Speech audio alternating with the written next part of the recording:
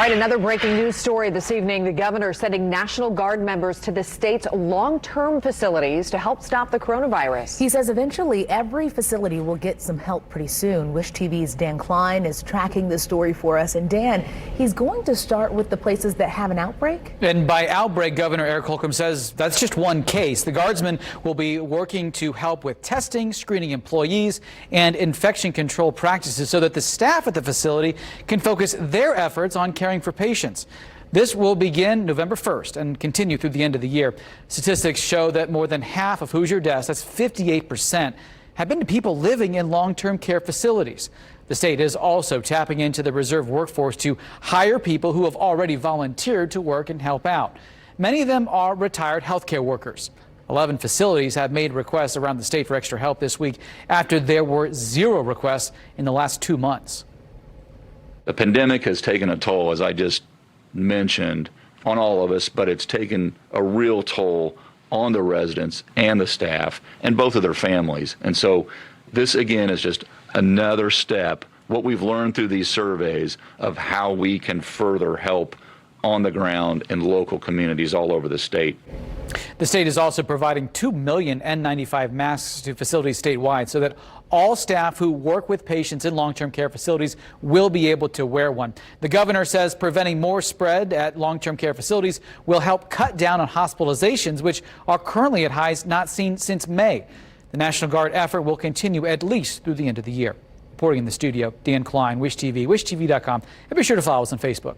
Dan, thank you. Governor Holcomb says he is not moving Indiana back from stage 5 despite spikes in recent virus cases. And News 8's David Williams has that part of our coverage. David.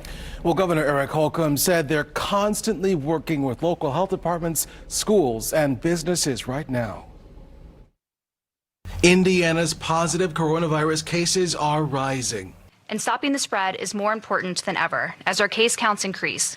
This past week has seen the highest case numbers that Indiana has recorded during this pandemic, and our healthcare system is reflecting that increase. So with the high numbers, are people concerned? I mean, I'm worried about the state. Today, I went around to talk to various central Indiana Hoosiers in Hamilton and Marion counties.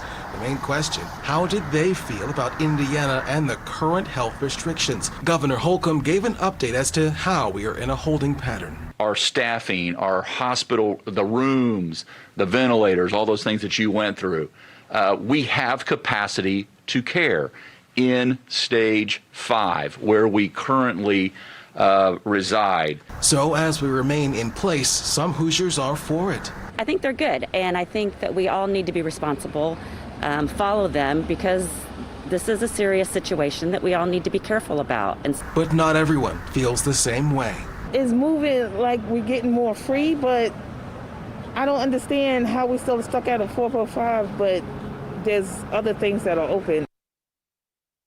Tonight, I will post the state's detailed stage opening plan. That way you can read in more detail what our state's current stage is. I'm David Williams, Wish TV, wishtv.com, and follow us on Facebook. All right, David, thank you. Now to the latest numbers. State Department of Health today reporting 15 new deaths from the coronavirus. Those deaths happened between October 16th and the 20th. That brings the statewide death toll to 3,790. As Dan mentioned, more than 2,200 of those deaths, or 58%, are in long-term care facilities. Another 1,766 people have tested positive, making for more than 152,300 total cases. The state is also reporting 1,484 people hospitalized with the virus. That's the highest number since May 5th. But the state reports more than 34% of ICU beds are still available. Our I-Team 8 has now learned how the state plans to handle the coronavirus vaccine once it's finally approved. I-Team 8's Richard Essex has more on these details. A COVID-19 vaccination plan is much different than the yearly seasonal flu vaccine because they're trying to get everyone vaccinated as quickly as possible. The state is working on a statewide vaccination plan, but there's one important ingredient missing: an approved vaccine. When a vaccine is approved, the supply will be limited in the beginning. The state and local health departments will vaccinate the most vulnerable to the virus first.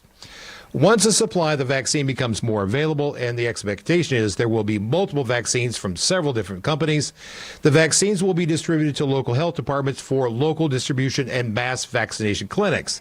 The vaccines will have to be stored. The state plan calls for high-capacity cold storage and a delivery system from a central location to local health departments that lack the storage capacity.